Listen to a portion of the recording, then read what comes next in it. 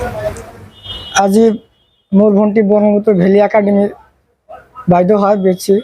তেওঁ স্কুল ছুটি হোৱাৰ পিছত বিদ্যালয়ৰ পৰা ঘৰত যোৱাৰ সময়ত আমাৰ গাঁৱৰে লম্পট যুৱক এটা নুৰুল ইছলাম, পিতা ইব্ৰাহিম আলী আৰু তেওঁৰ লগত তেওঁৰ পিতৃয়ে মিলি মোৰ ভণ্টিটোক অপহৰণ কৰি লৈ যায়। আগতে এই ল'ৰাটোৰ দ্বাৰা আমাৰ ভণ্টিৰ বিয়াৰ প্ৰস্তাৱ দিছিল, কিন্তু ল'ৰাটো চোৰ, ড্ৰাগছৰ লগত জড়িত আৰু মদাহী। সেইকাৰণে আমি প্ৰস্তাৱটো প্ৰত্যাখ্যান কৰিছোঁ।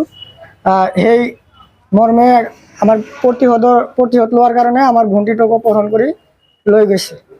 আৰু ফোন যোগে অপহৰণ কৰাৰ কথাটো আমি জনা নাই। আমি স্কুলৰ পৰা আহোঁতে মোৰ দেউতাই ফোন মাৰিছে, মোৰ দেউতাক ফোন মাৰিছে ল'ৰাটোৱে, ফোন কৰি কৈছে যে ৰুণিয়াক আমি উঠাই আনিছোঁ, যে আপোনালোকৰ কোনো চিন্তা কৰিব নালাগে, আৰক্ষীক জনালে আমি ছোৱালীটোক মাৰি পেলাম। আপোনালোকে এইটো আমাৰ আৱশ্যক কামটো কৰিব লাগিব। আপোনালোকে যাতে কাকো নজনায় যে আপোনাৰ বিয়াৰ কাৰণে প্ৰস্তাৱ দিছিল, মই বিয়া ল'ৰা বুলি কৈছে, মদ খাওঁ বুলি কৈছে, সেইকাৰণে আপুনি দিয়া নাই, সেইকাৰণে উঠাই লৈ আহিছোঁ।